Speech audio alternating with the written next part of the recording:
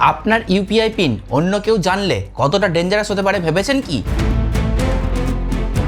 আপনার অজান্তেই স্টেপে স্টেপে পুরো ব্যাংক অ্যাকাউন্ট খালি হয়ে যেতে পারে। আর তাই নিয়ম করে ইউপিআই পিন চেঞ্জ করা খুব জরুরি। কোথা থেকে করবেন, কিভাবে করবেন, সমস্ত কিছু এই ভিডিওতে জানবেন। এরকম দরকারি ভিডিও পেতে চ্যানেলটা ফলো বা সাবস্ক্রাইব অবশ্যই করে রাখুন।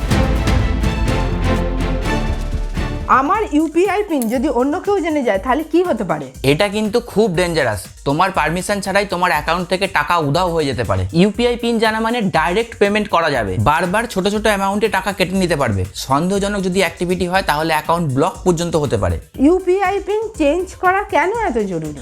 যাতে তোমার ব্যাংক অ্যাকাউন্ট মিসইউজ না হয় তার জন্য খুব জরুরি। ধরো তুমি মার্কেটে পেমেন্ট করছো, অনেকের স্বভাব আছে উঁকি মেরে টুক করে তোমার পিনটা দেখে নেওয়ার।